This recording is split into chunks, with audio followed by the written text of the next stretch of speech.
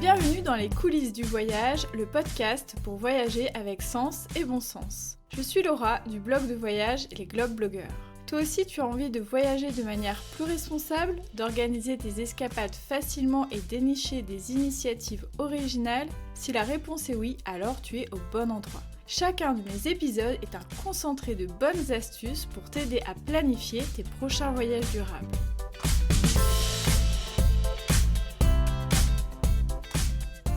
Hello, j'espère que vous allez bien. Cette semaine, je vais parler d'un sujet dont j'ai très peu parlé finalement dans ce podcast. Il s'agit de l'artisanat et le tourisme de savoir-faire. Effectivement, quand on voyage, on peut avoir envie de découvrir la nature, on peut avoir envie de visiter le patrimoine, goûter la gastronomie, mais on peut aussi avoir envie de découvrir l'artisanat, les métiers d'art, les savoir-faire qui sont singuliers à un territoire. Pour cela, j'ai eu envie de vous donner un petit peu mes petits tips en la matière. Dans un premier temps, si déjà vous avez envie de découvrir spécifiquement des territoires qui valorisent l'artisanat et les métiers d'art, vous pouvez aller regarder du côté des villes et métiers d'art. Cet intitulé, en fait, est un label pour les communes qui favorisent le développement et la transmission de savoir-faire d'exception en France. Et on recense actuellement 600 communes qui ont ce label, donc ça donne déjà de quoi faire. Sachez que les communes labellisées s'engagent à la fois à aider des professionnels de métiers d'art à s'installer sur leur territoire, donc par la mise en place de dispositifs spécifiques. Ça peut être des ateliers relais, des pépinières d'artisans, des locaux facilités, etc. Mais aussi à promouvoir ces métiers et savoir-faire auprès du grand public par des événements divers. Donc ça peut être des circuits de visite, des expositions, des portes ouvertes d'ateliers, etc., etc. Forcément, en tant que touriste, ce sont donc des villes où l'on peut plus facilement trouver des propositions de découverte sur le patrimoine de savoir-faire.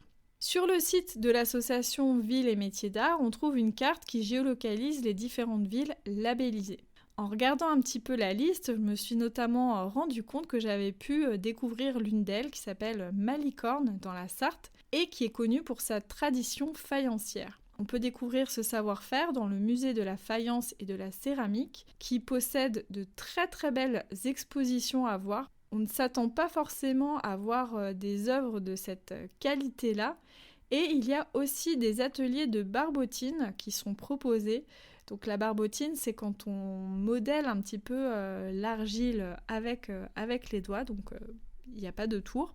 Et c'est une activité qui est très très sympa à faire, qu'on soit adulte ou enfant. Dans ces villes et métiers d'art, je connais aussi bien le village de Saint-Amand-en-Puisé qui se situe dans la Nièvre, qui se situe tout près de chez mes parents, pour tout vous dire. C'est un village qui est lié au travail de la céramique et de la poterie. Et on peut découvrir cette tradition-là en allant à la Maison de la Mémoire Potière. Il y a aussi un écomusée qui reconstitue un atelier du 19e siècle. Et on peut aussi aller au musée du Grès à l'intérieur d'un château Renaissance. Ou bien aller visiter les nombreux ateliers d'artisans ou les galeries d'art. Donc il y a vraiment beaucoup de propositions sur un tout petit village. Si on s'intéresse à ce savoir-faire, c'est un lieu très très intéressant à visiter. Il y a 600 communes, donc chacune développe des savoir-faire, un artisanat particulier. Donc n'hésitez pas à aller jeter un petit coup d'œil. Donc il y a aussi des initiatives spécifiques dans des villes ou dans des villages. Donc je pense notamment à Terrasson-la-Ville-Dieu dans la vallée de la Vézère, qui a vraiment une politique favorisant l'installation d'artisans, notamment dans le quartier de la Vieille Ville, et qui ont mis en place un circuit qui s'appelle le parcours des échoppes, où on peut aller justement d'atelier en atelier pour découvrir à la fois des céramistes, des tourneurs sur bois, des couteliers, etc., etc.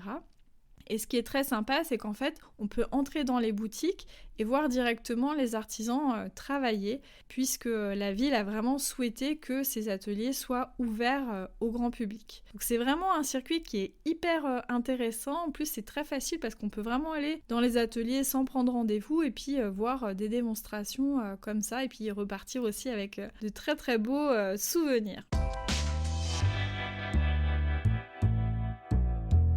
Il y a d'autres labels qui sont intéressants à connaître, qui sont des ressources en fait pour trouver des visites originales autour du savoir-faire. Je pense notamment au label Entreprise et Découverte qui a été mis en place par une association nationale qui a pour objet la valorisation et la promotion de la filière visite d'entreprise. Donc vraiment l'idée de l'association, c'est d'accompagner les entreprises pour mettre en place des visites à destination du grand public. Aujourd'hui, on compte déjà 2000 entreprises recensées à travers la France qui ont cette démarche d'accessibilité au public. Pour trouver une visite à faire lors de votre séjour, vous pouvez utiliser le moteur de recherche d'Entreprises et Découvertes. Donc il y a plusieurs critères à sélectionner pour affiner votre recherche comme la région, le secteur, le thème et la date. Donc les secteurs sont divers, donc il y a la cosmétique, l'industrie, l'énergie et l'environnement, les métiers d'art et d'artisanat, les vins, bières et spiritueux, on sent qu'on est un petit peu en France là, les transports et services, l'alimentaire et l'agriculture. Donc ce qui est bien là, c'est que on dépasse le côté juste artisanat ou métier d'art, on est vraiment beaucoup plus large sur les savoir-faire et c'est vrai que c'est des thématiques qu'on aborde assez peu dans le tourisme, donc je trouve ça assez intéressant à aller regarder. Donc il y a énormément d'expériences originales à trouver. Par exemple, on peut visiter les ateliers du mobilier national à la manufacture des Gobelins. On peut aller du côté de la fonderie Paccard qui fabrique des cloches. On peut aller déguster du whisky breton du côté de la distillerie Warengem, etc., etc. Il y a même des métiers très très peu connus comme le métier de sanglier. Donc c'est un métier ancestral de bûcheron qui se fait dans les forêts du Haut-Doubs et qui consiste à prélever en fait des sangles sur les épicéas. Donc voilà, c'est très très spécifique comme métier. Allez, je vous donne un autre exemple parce que vraiment je me suis amusée à aller regarder toutes les choses insolites qu'on pouvait découvrir. Par exemple, du côté de Saint-Nectaire, on peut découvrir les fontaines pétrifiantes. Dans cette région d'Auvergne, il y a un passé bien sûr volcanique et il y a de nombreuses sources thermo-minérales. On les utilise pour faire des objets de décoration intérieure en calcaire. Grâce au dépôt de l'eau et des minéraux sur certains objets, en fait, on les pétrifie. Je trouve que c'est aussi un savoir-faire très inédit et qui est intéressant à aller regarder. Si vous allez dans la partie blog du site, je vous conseille les articles Kesako qui expliquent en fait des techniques, des gestes de savoir-faire particuliers. Personnellement, moi j'adore voir un peu comment les choses sont fabriquées, donc ça m'a passionnée. Et puis en plus, vous pourrez enrichir votre vocabulaire avec des mots comme calgographie, enfleurage, maquila ou campaniste. Voilà, je vous mets au défi de connaître la définition de chacun de ces mots. Si vous voulez le savoir, allez sur leur site et puis vous pourrez en savoir un petit peu plus.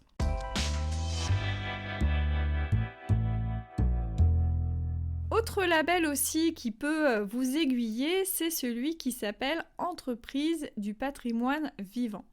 Ce label a été créé en 2005, il est attribué par l'État et permet de distinguer les entreprises qui développent des savoir-faire industriels et artisanaux d'excellence. Donc là, on est vraiment sur du pointu de chez pointu.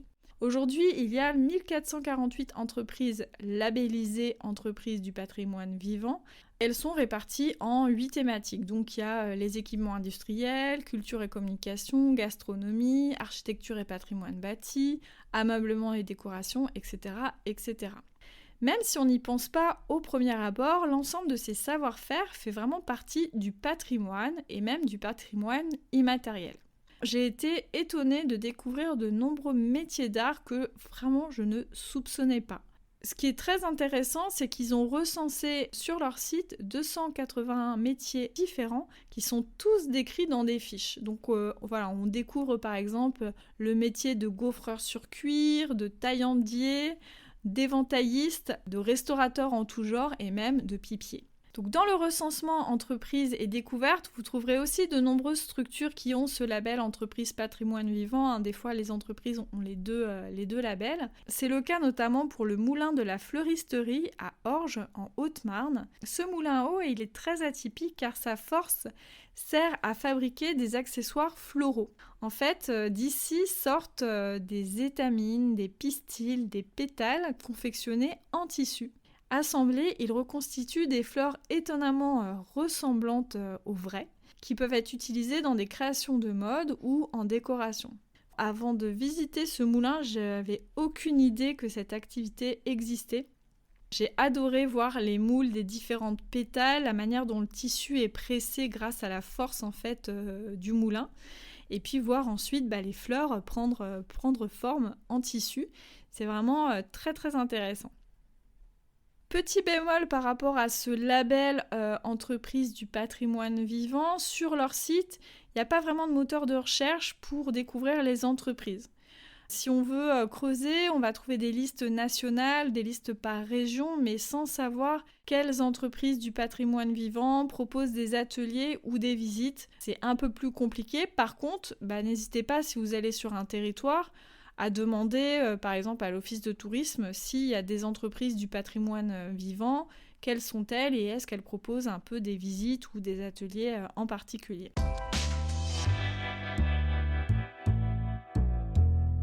Troisième grande manière de découvrir l'artisanat et le savoir-faire en voyage, c'est tout simplement de participer à des ateliers d'artisanat. Une fois qu'on a découvert des savoir-faire, parfois on a envie de passer de simples spectateurs à acteurs. Et cela tombe bien car il y a de plus en plus de possibilités de participer à des ateliers d'artisanat. Dans tous les territoires, vous avez depuis longtemps des artisans qui proposent des ateliers, des initiations, mais ce n'est pas toujours très simple à trouver. Heureusement, aujourd'hui, il existe des plateformes ou des outils qui aident à s'y retrouver. Vous avez notamment la plateforme Weekendoo qui recense des centaines d'ateliers au format divers, donc ça va de quelques heures à plusieurs jours, sur de nombreux types d'artisanat. Décoration florale, poterie, travail du cuir, création textile, etc., etc. Et ce, dans les principales villes de France. La plateforme est très simple d'utilisation grâce au moteur de recherche et à ses différents critères. C'est une ressource qui peut être utilisée à la fois près de chez soi, si on a envie de faire un petit peu quelque chose d'original, de différent, ou lors d'un séjour pour avoir une approche singulière du territoire et rencontrer les artisans locaux. Vous pouvez aussi trouver des ateliers locaux via les offices de tourisme sur leur site. Il y a parfois des rubriques art et artisanat où vous pourrez trouver des propositions locales. C'est le cas sur le site de la région Grand Est avec le collectif d'artisans Sens et Matière qui propose de nombreux ateliers de reliure, de broderie, lithographie, gravure sur pierre, etc. Donc c'est l'occasion à la fois de découvrir un métier d'art, mais aussi l'univers d'un artisan, d'en apprendre un peu plus sur son savoir-faire et aussi repartir avec un souvenir que vous aurez vous-même créé. Bien sûr, il y a d'autres territoires et d'autres régions où ces propositions existent. Pour continuer à découvrir l'artisanat et les métiers d'art, sachez aussi qu'il y a de plus en plus de destinations qui ont carrément créé des itinéraires et des routes sur ce sujet. Donc je ne vais pas vous faire toute la liste des destinations qui ont créé ce genre de propositions, mais il y en a quand même de nombreuses. Vous pouvez notamment les trouver sur internet en cherchant avec les mots-clés route des savoir-faire, route des artisans, route des métiers d'art, et vous allez assez vite trouver des choses. J'ai notamment trouvé des propositions en Dordogne-Périgord avec la route des métiers d'art.